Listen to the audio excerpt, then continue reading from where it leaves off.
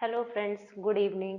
मैं आपकी मैम इतिका श्रीवास्तव आप सभी के सामने फिर से हाजिर है अपने पुराने टॉपिक शेड्यूल अनुसूची के साथ में। अब हम लोग अपने टॉपिक को स्टार्ट करते हैं। हंसी मजाक साथ साथ करते भी रहेंगे और पढ़ाई भी करते रहेंगे। कल हम लोगों ने क्या पढ़ लिया था? अपने 7 शेड्यूल के बारे में कंप्लीट कर लिया था।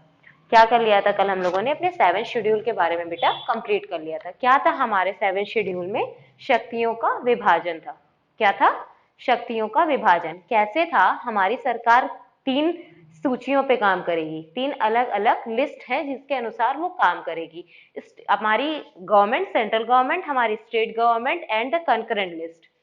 अपनी सेंट्रल गवर्नमेंट संघ सूची पे काम करेगी। हमारी स्टेट गवर्नमेंट किस पे काम करेगी बेटा?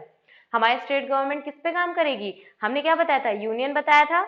उसके बाद में क्या बताया था? स्टेट लिस्ट पे बताया था। Union, state and concurrent, sorry, union, state and concurrent. हमने 3 चीजें बताई थी। तो संघ के ऊपर कौन काम करेगा? सेंट्रल गवर्नमेंट काम करेगी। स्टेट पे काम करेगा हमारे राज्य, राज्य की सरकार काम करेगी। एंड द समवर्ती सूची पे दोनों काम करेंगी, यानी स्टेट एंड सेंट्रल दोनों काम करेगी। और ये भी साथ साथ मैंने बताया था कि जब दोनों काम करेंगी, अगर उन दोनों के कानून समवर्ती सूची में अगर टकराएंगे, अगर उन दोनों की लाए हुए कानून एक दूसरे से क्लैश करेंगे, तो किसकी बात मानी जाएगी? कंकरेंट लिस्ट में किसकी बात मानी जाएगी? अगर दोनों कानून एक साथ लाए जाएंगे तो किसकी बात मानी जाएगी? सेंट्रल गवर्नमेंट की। सबका विधायी अंग भी मैंने बताया था। सेंटर का विधायी अंग कौन सा है? हमारा पार्लियामेंट, यानी लेजिस्लेटिव अंग कौन सा है? पार्लियामेंट। हमारे स्टेट का कौन सा है? राज्य विधायिका, यानी स्टेट लेजिस्लेटर। उसके बाद मैंने कहा था समवर्ती सूची। समवर्ती सूची का कौन सा अंग होगा?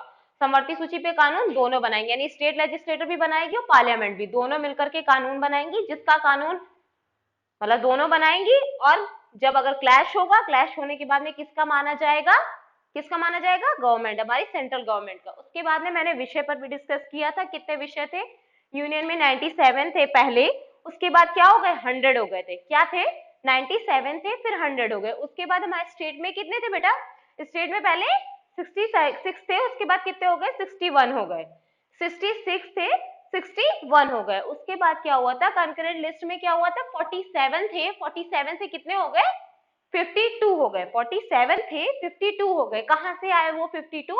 हमारे स्टेट लिस्ट से 5 विषय निकाल करके हमारी कंकरेंट लिस्ट में डाल दिए गए थे। क्या किए गए थे? हमारी स्टेट लिस्ट से 5 सब्जेक्ट्स निकाल करके हमारे कंकरेंट लिस्ट में डाल दिए गए थे। कौन से संविधान संशोधन के तहत? हमारा 42वां संविधान संशोधन। कौन सा? 42वां संविधान संशोधन, जिसके तहत में इसको किया गया था। जब हमारा संविधान संशोधन 3 वर्ड जोड़े जा रहे थे हमारे प्रियम्बल में, जब पहला संविधान संशोधन हुआ था, जब 3 वर्ड जोड़े गए थे, उसी उसी ही समय हमारे 42वें संविधान संशोधन के तहत क्या हुआ था? हमारे समवर्ती सूची में स्टेट लिस्ट से उठा करके 5 सब्जेक्ट डाल दिए गए थे हमारी कंकरेंट लिस्ट में। ये हुआ था। उसको क्या बोलते हैं? उस 42 अमेंडमेंट एक्ट को क्या बोलते हैं? मिनी कॉन्स्टिट्यूशन के नाम से भी हम लोग जानते हैं। किस नाम से जानते हैं बेटा?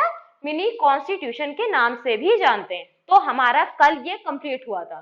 ये सारी बातें मैंने आपको समझा दी थी और उसके आगे रिवीजन आज मैंने फिर से करा दी। चलिए 5th और 6th के बारे में भी मैं एक रिवीजन दे देती हूँ। 5th में क्या था? अनुसूचित क्षेत्र और अनुसूचित जाति, यानी ट्राइबल एरियाज के बारे में। ट्राइबल शेड्यूल यानी शेड्यूल जाति, और उसके बाद में क्या था? Tribal areas. इन दोनों के बारे में बताया था। इनका प्रशासन और इन पर नियम कौन बनाएगा? हमारे प्रेसिडेंट बनाएंगे। इसको डिक्लेयर्ड कौन करेगा? प्रेसिडेंट करेंगे। और 6th शेड्यूल में क्या था? आदिवासी क्षेत्र कौन कौन से थे? मैंने क्या बताया था? मैं और तुम, मैंने बताया था 4 क्षेत्र कौन से थे जहां पे डिक्लेरेशन होगा आदिवासी क्षेत्र है वो। असम था, मिजोरम था, त्रिपुरा था, मेघालय था। मैं और तुम के नाम से मैंने इस ट्रिक के साथ में आप लोग को याद कराया था। तो अब उसके आगे कंटिन्यू करेंगे अपने 8th शेड्यूल से। कौन सा शेड्यूल चलेगा आज? 8वीं अनुसूची हम लोग का चलेगा। तो हमारी 8वीं अनुसूची में ये दिया गया है, 8वीं अनुसूची के अनुसार हमारे कॉन्स्टिट्यूशन में 22 लैंग्वेजेस को डाला गया। हमारे 8th कॉन्स्टिट्यूशन से, सॉरी 8th शेड्यूल में 22 लैंग्वेजेस को डाला गया। हमारे कॉन्स्टिट्यूशन में क्या किया गया? 22 शेड्यूल्स को डाला गया। ठीक है, उस 22 लैंग्वेजेस को डाला गया, सॉरी 22 लैंग्वेजेस को डाला गया। 22 ऑफिशियल लैंग्वेज, हर स्टेट की अपनी अपनी लैंग्वेज है। तो उसके अनुसार हमारे जो है एट शेड्यूल में 22 लैंग्वेजेस को डाला गया। वो कौन कौन सी थी, जिसमें से मैंने कुछ ही लिखी है बेटा और कुछ नहीं लिखी है, जिनको मैं ओरली भी बोल भी दूंगी, और कभी मौका लगा जब रिवीजन कराऊंगी या फिर क्वेश्चन सॉल्व कराऊंगी आपके, तो क्या करूंगी, उसमें मेंशन कर दूंगी सारी लैंग्वेजेस। ठीक है, वैसे मैं अभी बता दूंगी, जैसे आसामीज हुई और बंगाली हुई, मणिपुरी हुई, नेपाली हुई, ये सारी लैंग्वेजेस हमारे 22 लैंग्वेजेस हमारे 8वीं अनुसूची में कॉन्स्टिट्यूशन में डाली गई। तो बोडो कौन से राष्ट्र में बोली जाती है, कौन से देश में बोली जाती है, सॉरी कौन से राज्य में बोली जाती है? असम। असम के क्षेत्रों में बोली जाती है, वहां पर असमीसी भी बोली जाती है, इसको असमिया कहते हैं, और क्या बोली जाती है, बोडो भी बोली जाती है। असम के कुछ क्षेत्रों में बोली जाती है।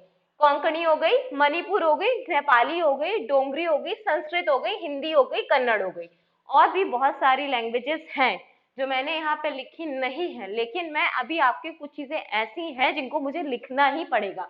तो एक क्लास सिर्फ हम ऐसा कर देंगे कि सारी चीजों को लिख देंगे और आप उसे स्क्रीनशॉट लेकर के अपने कॉपी में लिख लीजिएगा। ठीक है, अभी के लिए आप कुछ लैंग्वेजेस के साथ अंडरस्टूड हो जाइए। ठीक है, तो अब इसमें एक क्वेश्चन ये बनता है कि भाई कौन सी लैंग्वेज थी, कौन सी लैंग्वेज है जिस पर हम लोग काम भी करते हैं और जिसका यूज भी करते हैं? कौन सी लैंग्वेज है जिस पर हम लोग काम भी करते हैं और यूज भी करते हैं अपने बोलचाल में? हिंदी तो करते ही हैं, हिंदी तो करते ही है ना। और जहां तक नहीं, मैं तो जानती हूँ ये बात, और आप भी जानते हैं कि हर राज्य में इंग्लिश तो बोली ही जाती है। अगर आपको कोई लैंग्वेज वहां की नहीं आ रही, सारी लैंग्वेजेस आपको आती है नहीं ना? तो तमिल आती है नहीं आती, बंगाली आती है नहीं आती, बाकी ये गाना सुना अभी तो माँ के भालोबाशी, बस उसके अलावा भी बहुत सारे ऐसी बातें हैं जो हमारी बंगाली लैंग्वेज है। ठीक है, लैंग्वेज ही है पूरी, तो अमी तो माँ के भालोबाशी से काम नहीं चलेगा। तो क्या है, हमें सारी लैंग्वेजेस पता होनी चाहिए, प्लस ये भी जानना चाहिए कि इंग्लिश हर राज्य में बोली ही जाती है। मतलब अगर हमें कोई नहीं आती तो इंग्लिश के साथ काम चलाया जा सकता है। उसके बाद अब ये भी बात उठती है कि कौन सी ऐसी लैंग्वेज है जिसे ऑफिशियल दर्जा नहीं दिया गया। ऑफिशियल वर्क तो करते हैं हम उस लैंग्वेज के साथ में, लेकिन उसे ऑफिशियल दर्जा नहीं दिया गया। मैम ने क्या बताया, कौन सी ऐसी लैंग्वेज है जिसके साथ हम लोग काम तो करते हैं बट उसको ऑफिशियल दर्जा नहीं दिया गया है हमारे कॉन्स्टिट्यूशन में? तो वो कौन सी लैंग्वेज है बेटा? वो इंग्लिश है। कौन सी है? इंग्लिश है। अगर आपसे पूछा जाए क्वेश्चन कि कौन सी लैंग्वेज है जिसको ऑफिशियल दर्जा नहीं दिया गया, ये सारी लैंग्वेज में से 4 लैंग्वेज, 3 लैंग्वेज ऐसी दे दी जाए जिनको हम जानते हैं कि हाँ ये ऑफिशियल लैंग्वेज है, जैसे मान लेते हैं बोडो हो गई, मणिपुरी हो गई, नेपाली हो गई, और साथ साथ डाल दी जाए इंग्लिश, तो आपका आंसर क्या होगा? कौन सी ऑफिशियल लैंग्वेज नहीं है? क्वेश्चन को ध्यान से सुनो और उसका आंसर दो, कौन सी नहीं है? तो आंसर क्या दोगे आप लोग? इंग्लिश। और साथ साथ ये भी पूछ लिया जाए कि कौन सी ऐसी ऑफिशियल लैंग्वेज है जिसे हम लोग ऑफिशियल पर्पस में यूज तो करते हैं, जिसे हम लोग बोलते भी हैं, लेकिन उसे ऑफिशियल दर्जा नहीं दिया गया, तो कौन सी होगी? हिंदी भी दे दिया जाए ऑप्शन और इंग्लिश भी दे दिया जाए, तो so don't be confuse about your official language. कौन सी है वो? इंग्लिश है, जिसे ऑफिशियल दर्जा नहीं दिया गया। उसमें काम तो करते हैं बट उसे हमारे कॉन्स्टिट्यूशन में नहीं डाला गया है। दूसरी बात, जब हमारा मूल संविधान था, तो हमारे मूल संविधान को जब अपनाया गया था तो उसमें कितनी लैंग्वेजेस थी? तो याद रखना, उसमें लैंग्वेजेस थी 14। कितनी लैंग्वेजेस थी बेटा उसमें? 14 लैंग्वेजेस थी। कितनी थी? 14 थी। याद रखना, जब मूल संविधान को हमारे अपनाया गया था तो उसमें कितनी लैंग्वेजेस थी? 14 लैंग्वेजेस थी। चलो, अब ये हमारा हुआ कंप्लीट। अब हम लोग आगे बात करते हैं। दूसरी बात इसी से रिलेटेड, हमारे 8th शेड्यूल से रिलेटेड दूसरी बात यह है कि 21st अमेंडमेंट एक्ट 1961 के तहत सिंधी लैंग्वेज हमारे कॉन्स्टिट्यूशन में जोड़ी गई। मैंने अभी बताया ना कि जब हमारा मूल संविधान अपनाया गया था, जब हमारा मूल संविधान हम लोगों ने अपना लिया था, अडॉप्ट कर लिया था, तो उसमें कितनी लैंग्वेजेस थी? 14 थी। कितनी थी? 14 थी। ठीक है, बहुत ही जो है आसान है ये शेड्यूल, बस आपको ऐसे याद रखना है। अगर कभी भी कोई भी पूछ ले कि हमारे संविधान में कितनी लैंग्वेजेस हैं जिनको दर्जा मिला है, ठीक, कितनी लैंग्वेजेस हैं जिनको दर्जा मिला है। और दूसरी तरफ ये क्वेश्चन पूछ लिया जाए कि मूल संविधान जब हमारा अपनाया गया था तब उसमें कितनी लैंग्वेजेस थी, तो आपका आंसर बहुत इजी और बहुत सिंपल भाई, जब अपनाया गया तो 14 थी। उसके बाद धीरे धीरे अमेंडमेंट करके उसमें क्या किया गया, संशोधन करके क्या किया गया, उसमें लैंग्वेजेस डालती गए, जिसकी वजह से आज हमारे ऑफिशियल लैंग्वेजेस कितनी है, 22 है। कौन सी नहीं है जिसे हम लोग यूज तो करते हैं अपने ऑफिशियल वर्क में, बट वो हमारे कॉन्स्टिट्यूशन में नहीं है, तो वो इंग्लिश है। अब उसके आगे डिस्कस करते हैं। हमने क्या बताया अभी, 21st अमेंडमेंट एक्ट 1967 के तहत सिंधी लैंग्वेज को हमारे कॉन्स्टिट्यूशन में डाला गया, ठीक, पहली। उसके बाद में बात करते हैं भाई 71st अमेंडमेंट एक्ट के तहत हमारी 1992 में कोंकणी, मणिपुरी, नेपाली, मैंने कौन सी बताई, कोंकणी, मणिपुरी एंड नेपाली, कौन से संविधान संशोधन के तहत, कौन से, इसको समझ लेना अमेंडमेंट एक्ट ही है, ये सिंबल का मतलब आई होप आप लोग समझते हो। तो क्या है ये चीज वही है जो ऊपर लिखी है और मैंने इसको दर्शाने के लिए इन सिंबल्स का यूज कर दिया है, ठीक है। तो 71st अमेंडमेंट एक्ट के तहत 1992 में हमारी कौन सी लैंग्वेज जोड़ी गई, कौन सी जोड़ी गई, तो कोंकणी हो गई, मणिपुरी हो गई एंड नेपाली हो गई, ठीक है। इतना बात समझ में आई। अब देखो इसको आप लोग याद कैसे करोगे, बड़ा आसान है, बड़ा मजेदार है, दो ट्रिक हैं, जिससे आपका मन करे उससे आप लोग याद कर लेना। मेरा काम है आपको ट्रिक बनाना, आप भी अपनी ट्रिक बनाइए और अपने अनुसार याद करिए, ठीक है। कोई इशू नहीं कि आप मेरी बताई हुई ट्रिक्स पर ही याद करें। चलो तो देखो भाई यहाँ पे कितना लिखा हुआ है, 71st लिखा है, 70 के बाद ही तो 71 आया, 70, 71, 72, 73, तो 71 लिखा हुआ है यहाँ पे। अब देखो कैसे बनेगी ट्रिक। 70 की उम्र में भाई हम लोग क्या हो गए हैं, बूढ़े हो गए हैं, और 70 की उम्र में भी मेरे मन में तुम्हारे लिए कमल खिलता है। क्या लिखा है, मेरे मन में तुम्हारे लिए कमल खिलता है। तो 70 से आपको, जैसे ही आप 70 याद करोगे ना, तुरंत आपको 71 याद हो जाएगा। आप कहोगे 70 की उम्र में मेरे मन में, मन से हो गया भाई मणिपुरी, नेपाली और कोंकणी, याद आया, समझ आई बात इतनी सी। मेरे कहने का मतलब यह है, जैसे ही आप 70 करेंगे तुरंत आपको याद आएगा 70 नहीं 71 है, 70 नहीं 71 है। 70 की उम्र में भी भाई मेरे मन में, तो इस बुढ़ापे में भी मेरे मन में तुम्हारे लिए कमल खिलता है। तो मन, MN, मन के मतलब कमल, तो मणिपुरी, नेपाली एंड कोंकणी, याद हो गई इतनी सी बात 70 की उम्र में, ठीक। 70 से 71 कर लोगे, जैसे ही आपको ये ट्रिक याद रहेगी ना, तुरंत आप क्या करोगे अपनी कॉपी में, जैसे ही आप ऑप्शन देखोगे ना तुरंत 71 लगाओगे। 71वीं बार जब हमारे संविधान में संशोधन किया जा रहा था 1992 में, तो कौन सी जोड़ी गई, कोंकणी, मणिपुरी, नेपाली। एक दो बार आप अपने आप में बोल के तो देखो, मैं श्योरिटी देती हूँ आपको, अगर ये चीज आपको ना याद हो तो आप सच बता रहे हैं, you can change my name also. तो दूसरी ट्रिक मैंने आपसे बोला, मैं दो ट्रिक बताऊंगी आपको, पहली मैंने ट्रिक आपको बताई, दूसरी ट्रिक सुनो। दूसरी ट्रिक क्या है, नमक, नमक, नेपाली, मणिपुरी, कोंकणी, ऐसा कुछ नहीं है कि आप सीरियल में याद रखो, ऐसा कुछ नहीं कि कोंकणी लिखा है, मणिपुरी लिखा है, नेपाली लिखा है, ऐसा कुछ नहीं है, आप कैसे भी याद कर सकते हो। तो नमक से याद कर लो भाई, NMK, नमक। भाई मेन वर्ड तो आ ही रहे हैं, ए ही तो गायब है नमक में से, हमने ए उड़ा दिया भाई नमक में से, बाकी NMK तो है ही, तो नमक से याद कर लो, नेपाली, मणिपुरी एंड कोंकणी, याद हो जाएगा, मुझे, मैं श्योरिटी दे रही हूँ आपको याद हो जाएगा। अब बात करते हैं 92वें संशोधन नियम के अनुसार, 92वीं बार जब हमारे संविधान में संशोधन किया जा रहा था 2011 2003 में, तो हमारे संविधान में कौन सी लैंग्वेज जुड़ी, बोडो, डोंगरी, मैथिली एंड संथाली, कौन सी जुड़ी। आप स्क्रीनशॉट लो, मैं इसके बाद समझाती हूँ, इसका स्क्रीनशॉट लो, ठीक है। चलो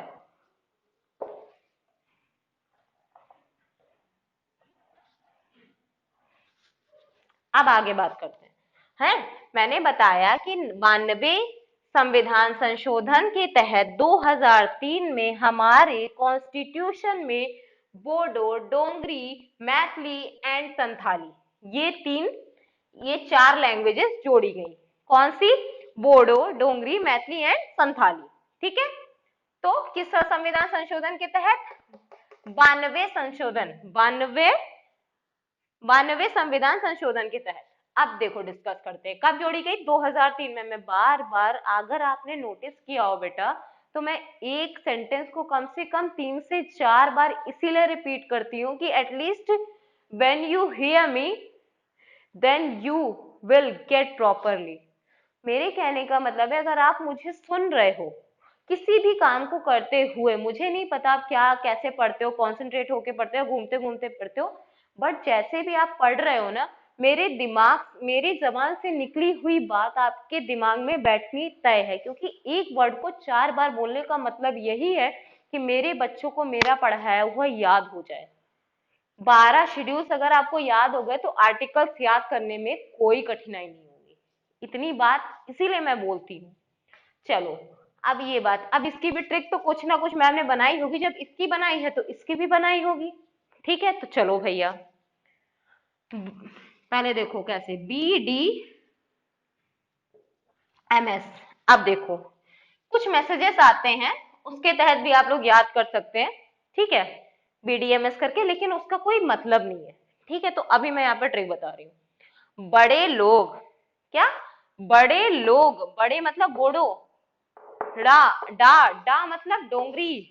बड़े लोग मिनिस्टर बन के, बड़े बड़े लोग मिनिस्टर बन के संशोधन कर देते हैं। मैंने क्या बताया? बड़े बड़े लोग। अब बड़े बड़े लोग तो बड़े ही बड़े होते हैं ना, 90 100, है ना, 70 80 90 100। बड़े बड़े लोग मतलब 90। जैसे 90 याद करोगे ना, तुरंत आपको 92 दिमाग में स्टक होगा। अच्छा, मैम ने बड़े बड़े लोग बोला था, मतलब बड़े मतलब 90 90 के लोग होते हैं, जो मतलब 90 के जो लोग होते हैं ना, वही आए हैं संशोधन करके हमारे लिए, एक तो काल छोड़ के चले गए। तो ऐसे याद आप लोग कर लोगे। 92 संविधान संशोधन के तहत 2003 में बड़े बड़े लोग मिनिस्टर बन के संशोधन करके चले गए। ठीक है, तो भाई चले गए का मतलब ये है कि 2003 में किसी और की रही होगी सरकार, जरूरी थोड़े ना है। ये तो सच है ना कि भाई जो 2003 में थी वो 2020 में थोड़े ना है। तो बड़े बड़े लोग हमारे मिनिस्टर बन के संशोधन करके चले गए। याद हुआ? बड़े लोग से हो गया भाई बोडो, इससे हो गया डोंगरी, इससे हो गया मिनिस्टर, सॉरी, मैथिली, और इससे हो गया हमारा कौन सा? संथाली। ठीक, ऐसे याद हो जाएगा आपको। अब देखो, डिस्कस हो गई इतनी बात। इतनी बात समझ में आई लैंग्वेज से रिलेटेड? उसका स्क्रीनशॉट लेते रहना, कोई दिक्कत नहीं है, मैं इधर हूं। अब आगे डिस्कस करते हैं हमारे 9th शेड्यूल के बारे में। हमने आपको ये बताया था कि जब हमने मूल संविधान अपना अपनाया था तो उसमें कितने शेड्यूल थे? 8 थे। कितने थे? 8 थे बेटा। कितने थे? 8 थे। उसके बाद में हमने सबसे पहला संविधान संशोधन करके 9th शेड्यूल को जोड़ा। भाई मूल संविधान में तो 8 ही थे, फिर धीरे धीरे क्या हुए? 12 हो गए। पहला संविधान संशोधन किया गया हमारे संविधान में, सबसे फर्स्ट अमेंडमेंट एक्ट। ठीक, जो पहला संविधान संशोधन किया गया उसके अनुसार क्या किया गया? 9th शेड्यूल को जोड़ा गया। और 9th शेड्यूल किससे संबंधित था? भूमि सुधार तथा जमींदारी प्रथा। देखो, 1950 में क्या हुआ था? हम लोगों ने अपने संविधान को रिपब्लिक डे से जो नाम जाना जाता है, हमारा गणतंत्र दिवस, इसीलिए तो हम लोग मनाते हैं भाई, इसीलिए तो मनाते हैं 26 जनवरी। 1950 में हम लोगों ने अपने संविधान को एडॉप्ट कर लिया था, अपना लिया था। क्या कर लिया था बेटा? अपना लिया था। संविधान सभा में जब बनाया गया तो 1949 था। क्या था? 26 नवंबर 1949 था। लेकिन जब हमारे देश में इंप्लीमेंट हो गया, मतलब लागू हो गया हमारा संविधान, हम लोगों ने जब अपनाया अपने संविधान सभा में, गणतंत्र दिवस जिसको आज बनाया जाता है, जन गण मन हम लोगों ने गा करके क्या किया? इसको अपनाया 26 जनवरी 1950 में।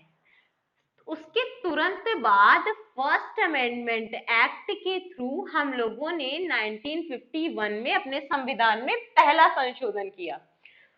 अब आप ये तो सोच ही रहे होगे कि संविधान बना नहीं कि हमारे नेताओं ने कारीगरी करना उसमें कर दिया शुरू, लेकिन ये जो कारीगरी करी गई ना बेटा, ये बड़ी जरूरी थी। नहीं, हम लोगों ने आजादी तो पा ही ली थी, लेकिन कुछ ऐसे लोग थे जो हमें आजाद होने ही नहीं देना चाहते थे। हमने बताया नहीं था, छोटे छोटे क्षेत्र में छोटे छोटे राजा बने घुमा करते थे, है ना, और आपस में ही लड़ा करते थे। तो क्या किया भाई, उन्होंने फर्स्ट अमेंडमेंट एक्ट करके, संविधान संशोधन करके 1951 में नवी सूची को जोड़ा, और उसके थ्रू सबसे पहले क्या खत्म किया गया, जमींदारी प्रथा खत्म करी गई, भूमि सुधार लाया गया और जमींदारी प्रथा खत्म करी गई। बेटा क्यों खत्म करी गई है? क्योंकि जब ब्रिटिशर्स जो थे ना, वो हमारे जमींदारों के साथ मिलकर उन्होंने हमारे ऊपर राज किया। जो हमारे ब्रिटिशर्स थे उन्होंने क्या किया था, हमारे जमींदारों के साथ मिलकर के हमारे ऊपर राज किया था। बहुत बड़ा इन लोगों का हाथ था हम लोगों पर रूल करवाने में ब्रिटिशर्स का। तो सबसे पहले अमेंडमेंट एक्ट किया गया और उसके थ्रू इसको हटाया गया। कहा कि जमींदारी प्रथा सबसे पहले हटनी चाहिए। नहीं, जमींदार हम लोग आजाद तो हो गए, लेकिन ये लोग आजाद होने नहीं देंगे, क्योंकि सबसे ज्यादा नुकसान तो इन्हीं का है। तो छोटे छोटे राजाओं की प्रथा खत्म हो गई, एक गवर्नमेंट बन के तैयार हो गई।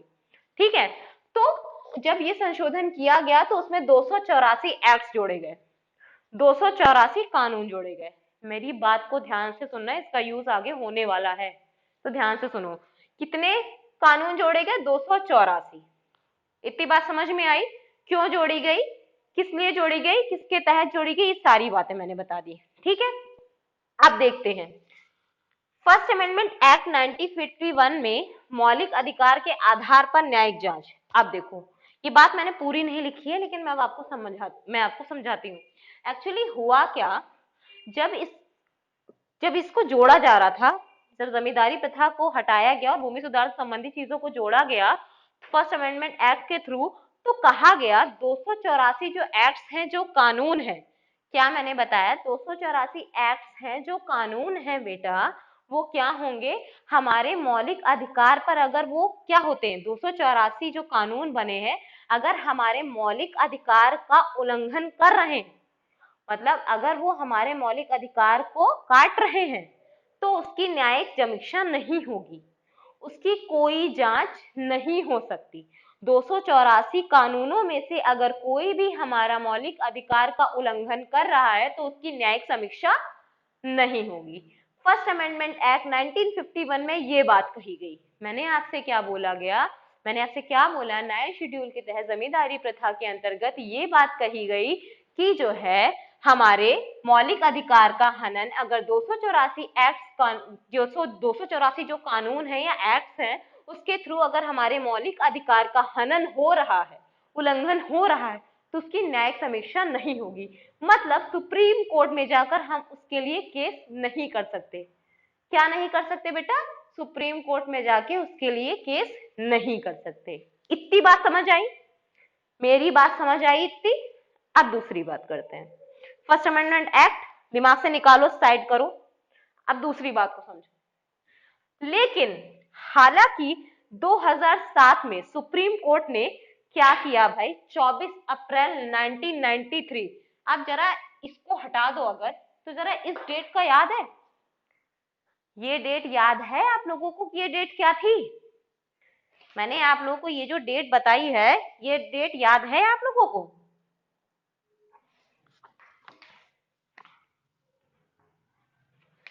इस डेट में क्या था? इस डेट को हटा दें अगर, ठीक है, तो इसको 1973 में ऐसा क्या हुआ था, 3 केसेस आई थॉट मैंने तुम लोगों को पढ़ाए थे ना, उन केसेस में से किसका सीधे कनेक्शन था? तो वो सीधे कनेक्शन था केशवानंदा भारती केस से। कौन सा केस था वो 1973 में? केशवानंदा भारती केस। तो सुप्रीम कोर्ट में 2007 में ये कह दिया कि 1973 के बाद जितने भी एक्ट्स जोड़े गए हैं हमारी नवी अनुसूची के अंतर्गत, 1973 के बाद जो भी एक्ट जुड़े हैं 284 में से, उनकी न्यायिक समीक्षा होगी। क्या होगा? न्यायिक समीक्षा होगी। मतलब हम उसके लिए सुप्रीम कोर्ट में केस कर सकते हैं। क्यों कहा ऐसा उन्होंने? ऐसा उन्होंने इसलिए कहा क्योंकि जब केशवानंदा भारती केस हुआ था, दो बातें उसमें कही थी कि प्रस्तावना हमारे संविधान का भाग है या नहीं है। तो क्या हुआ था, डिक्लेयर्ड हो गया था कि हाँ वो है, यस में आंसर आया था सुप्रीम कोर्ट का। दूसरी बात ये भी कही गई थी कि हमारे बेसिक फीचर या बेसिक स्ट्रक्चर थ्योरी में कोई भी बदलाव नहीं होगा। कहा था बेसिक स्ट्रक्चर डॉक्ट्रिन ऐसे कौन से फीचर होंगे, ऐसी कौन सी विशेषताएं होंगी जिनमें बदलाव नहीं होगा, उसको हमने क्या बताया था, बेसिक स्ट्रक्चर थ्योरी बताया था या बेसिक स्ट्रक्चर ऑफ डॉक्ट्रिन बताया था आप लोगों को। तो कहा गया कि तभी कहा गया कि हमारे देश में 1973 के बाद जितने भी कानून जुड़े होंगे उनकी न्यायिक समीक्षा होगी अगर उसमें मौलिक अधिकार का हनन या उल्लंघन हो रहा। मैम ने क्या बोला कि 1973 के बाद जितने भी कानून हमारे फर्स्ट अमेंडमेंट एक्ट 1951 में जोड़े गए होंगे उसका क्या होगा बेटा, जुडिशियल रिव्यू होगा, जांच हो सकती है सुप्रीम कोर्ट में, हम लोग उसके लिए केस कर सकते हैं। इतनी बात आई होप आप लोगों को समझ आए कि मैंने क्या बताया।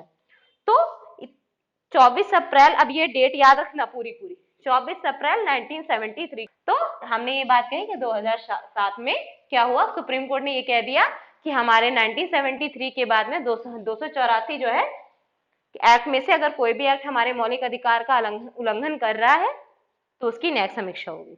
तो आज की क्लास को हम लोग यहीं रोकते हैं। आप लोग का बहुत बहुत धन्यवाद। Please like share and subscribe. Thank you.